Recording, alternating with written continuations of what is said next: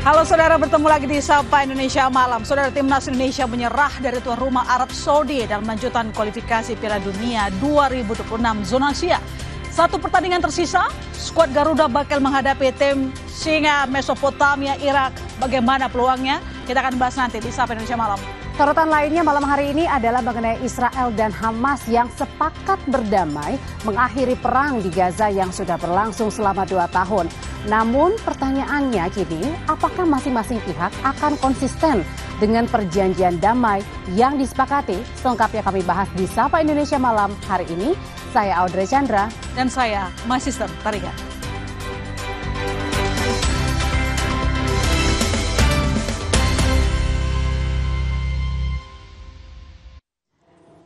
Kecelakaan beruntun yang melibatkan 6 kendaraan saudara terjadi di ruas jalur arteri Subang, Bandung, wilayah Cijambe, Kabupaten Subang, Jawa Barat. 3 orang meninggal dalam kecelakaan.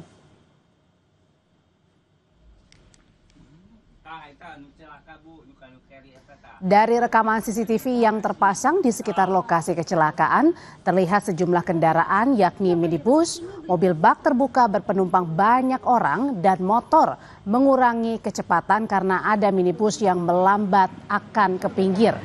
Tiba-tiba dari belakang, truk pengangkut air mineral dengan kecepatan tinggi menghantam kendaraan di depannya.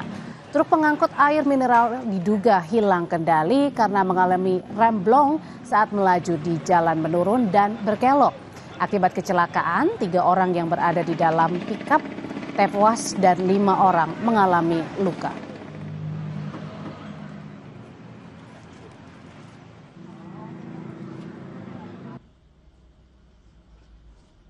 Kita ke berita, Timnas Indonesia gagal mengamankan poin usai kalah dari tuan rumah Arab Saudi dalam laga babak keempat kualifikasi Piala Dunia 2026 zona Asia.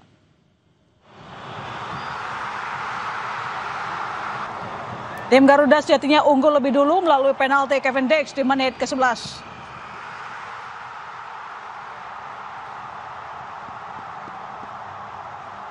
Namun Arab Saudi yang tak ingin kehilangan muka di hadapan pendukungnya membalikkan keadaan. The Green Falcon membobol gawang Martin Paes sebanyak 3 kali. 2 diantaranya dicetak Feras Al Buraikan.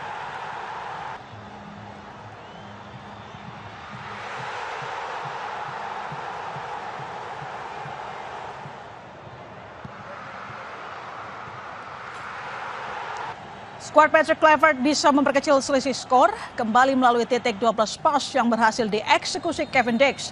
Pelatih Patrick Kluivert kecewa dengan hasil ini, meski timnya bisa unggul lebih dulu.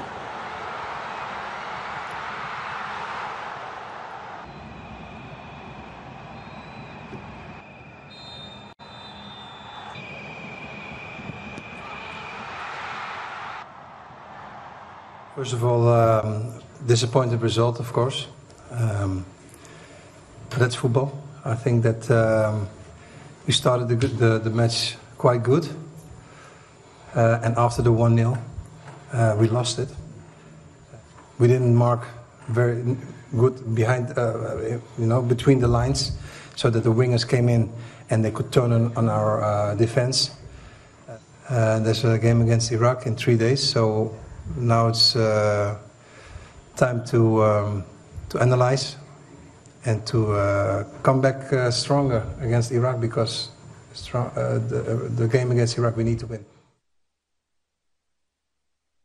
Meski Indonesia kebobolan 3 gol dari Arab Saudi, Patrick Kluivert secara khusus memuji penampilan penjaga gawang Martin Paes.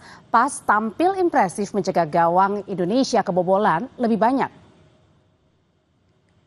I want to say that my players, they fought like lions, so there's nothing to do with that. But they made the wrong decisions sometimes, and I have to say as well, the goalkeeper Martin Paes, he did a very good job after a long time off. I need to give the hats off for the goalkeeper, because he played a fantastic game today. Manajer Timnas Indonesia Sumarji menyebut Calvin Verdong dipersiapkan bermain lawan Irak Minggu dini hari nanti. Verdong absen kala Timnas melawan Arab Saudi akibat cedera ringan. Sementara Oli Romane berpeluang tampil sejak awal ketika melawan Irak nanti. Verdong insya Allah tidak akan jadi masalah karena memang kami mempersiapkan strategi ini mempersiapkan Verdong untuk lawan Irak. Sementara kalau Ole karena kemarin tidak main 90 menit sebagai cadangan, tentu kondisinya Ole juga sangat baik, tidak mengalami apa-apa. Semalam juga langsung begitu selesai langsung diterapi. Ini tadi pagi juga terapi lagi. Ya, saya kira kalau kondisi Ole sama Verdong insya Allah tidak ada masalah. Sementara pelatih Arab Saudi Hervé Renard menilai ini pertandingan yang tidak mudah. Dia mengaku timnya kecolongan di menit ke-10 setelah timnas Indonesia mendapat penalti. Namun setelah itu timnya kembali bangkit dan akhirnya memenangkan pertandingan.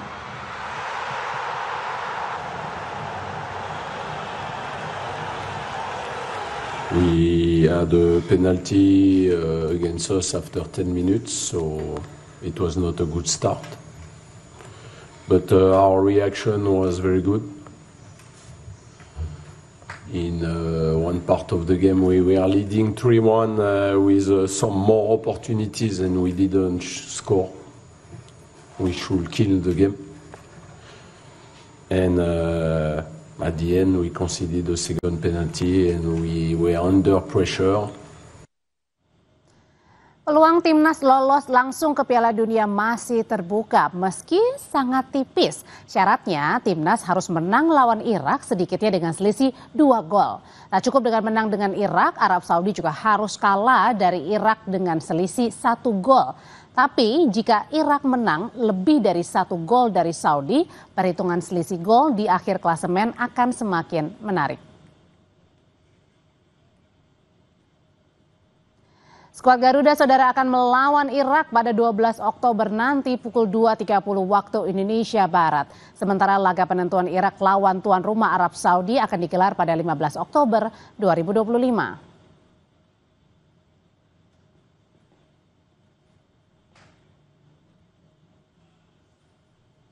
Lalu bagaimana pendapat supporter atas hasil yang diraih skuad Garuda lawan tuan rumah Arab Saudi di hari tadi? Dan bagaimana juga dengan peluangnya lawan Irak nanti? Sudah bergabung melalui sambungan Zoom dengan Fikar Fauzia, supporter Timnas Indonesia yang berada di Arab Saudi. Halo Mas Fikar. Halo. Ya, nampaknya keceriaan Mas Fikar ini berbeda ya pada saat kemarin sebelum pertandingan ya Mas Fikar ya. Jadi kalau Mas Fikar lihat bersama dengan teman-teman yang menonton sepanjang pertandingan dini hari tadi, bagaimana sih penampilan timnas? Ya betul, ini bukan hasil yang kita harapkan ya sebagai supporter kekalahan 3-2 lawan Arab Saudi. Jadi saya bisa bilang teman-teman saya yang berada di stadion juga kecewa dengan hasil ini. Kita datang ke stadion ini juga untuk mendukung timnas secara langsung ya, dan di kandang kandang Arab Saudi. Jadi kita tuh emang benar-benar sebagai away fans pengen memberikan maksimal, tapi sayangnya timnas nggak bisa dapat skor yang kita harapin.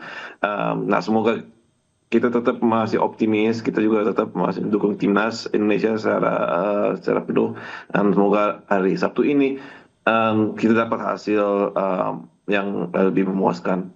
Oke, sepanjang pertandingan kemarin sebenarnya apa yang paling membuat Mas Fikar dan kawan-kawan atau warga negara Indonesia di sana ini yang paling mungkin kecewa begitu? Ya sebenarnya sih timnas Indonesia mainnya ya ini ya apa namanya nggak bisa dibilang atasi Arab Saudi secara permainan. Walaupun timnas Arab Saudi mainnya di kandang sendiri, momentum untuk Indonesia untuk benar-benar lewati lini pertahanan Arab Saudi bisa dibilang minim ya.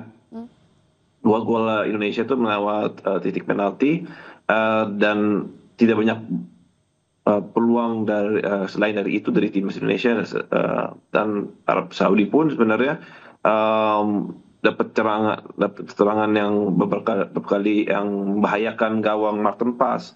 Jadi bisa seperti itu bilang kans timnas Indonesia untuk cetak gol Arab Saudi itu memang dibilang kurang daripada Arab Saudi ke Indonesia.